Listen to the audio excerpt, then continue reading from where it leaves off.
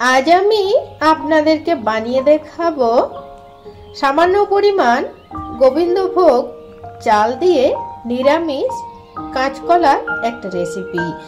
এটা খুব পুরনো দিনের একটা রেসিপি। দিদা ঠাকুমারা এই রান্নাটা প্রায়শই করে থাকতো। তো সেই রেসিপিটি আজ আমি আপনাদের সঙ্গে শেয়ার করে নেব। আর এটা ভীষণ স্বাস্থ্যকর হয়, ছোট থেকে বড় সবার জন্য ভীষণ উপকারী। তার জন্য দেখুন আমি এখানে দুটো কাঁচকলা নিয়ে নিয়েছি। এই কাঁচকলার খোসা ছাড়িয়ে কেটে নেব। আর এই যে দেখুন কাঁচকলা আমি এই রকম ভাবে কেটে হলুদ জলে ভিজিয়ে রেখেছি, যাতে কাঁচকলা কালো না হয়ে যায়। আর সাথেই নিয়েছি দুটো মিডিয়াম সাইজের আলুগুলোকেও এই রকম লম্বালম্বিভাবে কেটে ধুয়ে পরিষ্কার করে নিয়েছি। আর নিয়েছি একটা ছোট্ট সাইজের টমেটো, আর নিয়েছি পরিমাণ মতো লঙ্কা। আমার এখানে লম্বা লঙ্কাটা বাড়ন্ত ছিল, তাই গাছ থেকে আমি এই কুল লঙ্কাগুলো নিয়ে এসেছি। তো আপনারা যে যেরকম ঝালটা পছন্দ করেন সেই রকম পরিমাপে দিয়ে দেবেন। এরপর রান্নাটা করে নেব। তার জন্য কড়াই খুব ভালো মতো গরম করে নিয়েছি, আর তাতে দিয়ে দিচ্ছি পরিমাণ মতো সর্ষের তেল। এই তেলে ফোড়নে দিয়ে দেব গোটা জিরে। জিরে যখন খুব ভালোভাবে হয়ে যাবে তখন এড করে দেব আলু, দিয়ে 1.5 থেকে 2 মিনিট মতো মিডিয়াম ফ্লেম করে ভেজে নেব। মিডিয়াম ফ্লেম করে আলু 2 মিনিট মতো ভেজে নিয়েছি। এরপর এড করে দেব কাঁচকলা, সাথে এড করে দেব টমেটো আর চেরা কাঁচা লঙ্কা, স্বাদ মতো লবণ আর পরিমাণ মতো হলুদের গুঁড়ো দিয়ে খুব ভালোভাবে ভেজে নেব। নমস্কার বন্ধুরা, আবারও উর্মি মাস্তি রেসিপির চ্যানেলে আপনাদের অনেক অনেক স্বাগত জানাই। আশা করছি ভিডিওটা যে যেখান থেকে দেখছেন সবাই খুব ভালো আছেন, সুস্থ আছেন।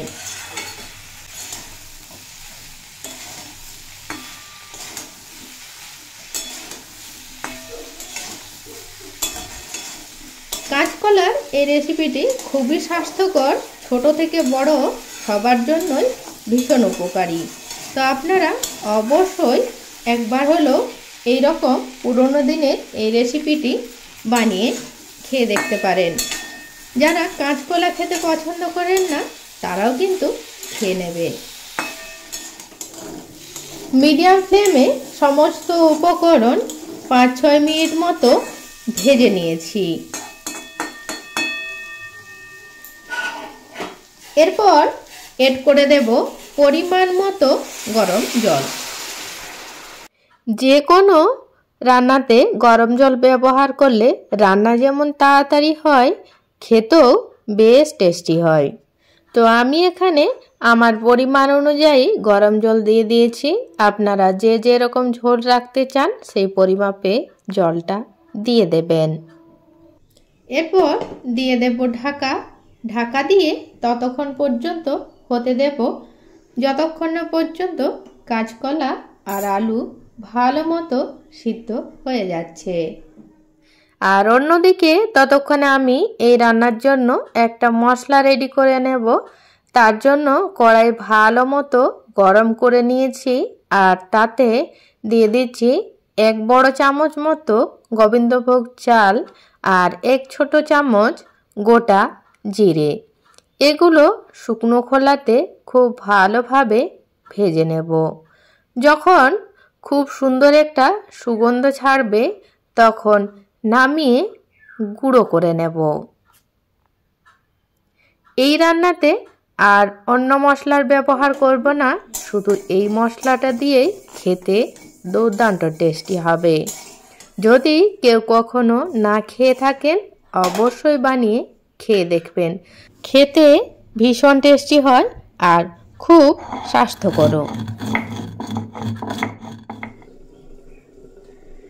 5-6 মিনিট পর চেক করে নেব যে আলু কাঁচকলা সিদ্ধ হয়েছে কিনা।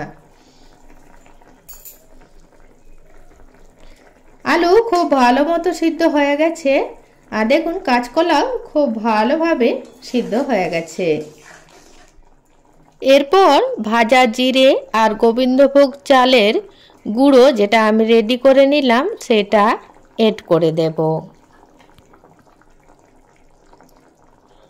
এখানে আমি পুরো মশলাটাই দিয়ে দেব। দিয়ে 1 থেকে 1.5 মিনিট মতো আবারও রান্না করে নেব। বন্ধুরা, এই রান্নাতে অন্য কোনো মশলা ব্যবহার করার প্রয়োজন নেই, শুধুমাত্র এই গোবিন্দভোগ চাল আর জিরে ভাজা গুঁড়ো দিয়েই এই রান্নাটা অসাধারণ টেস্ট হয়। অনেকেই হয়তো এই রান্নাটা দিদা ঠাকুমার হাতে খেয়ে থাকবেন, আর যারা খাননি তারা অবশ্যই একবার বাড়িতে বানিয়ে খেয়ে দেখবেন, খেতে দারুণ লাগে। তো আমার রেসিপিটি কমপ্লিট হয়ে গেছে, এরপর নামিয়ে নেব। তো আমার আজকের রেসিপি যদি আপনাদের ভালো লেগে থাকে অবশ্যই একটা লাইক করে দেবেন, আর চ্যানেলে যদি নতুন বন্ধু হয়ে থাকেন ভালো লাগলে অবশ্যই চ্যানেলটি সাবস্ক্রাইব করে নেবেন। তো আজকে এই পর্যন্ত রাখলাম বন্ধুরা। যারা এতক্ষণ পর্যন্ত আমার রেসিপিটি ধৈর্য সহকারে দেখছিলেন তাদেরকে জানাই অসংখ্য ধন্যবাদ, এইভাবে আমার পাশে থেকে আমাকে সাপোর্ট করার জন্য।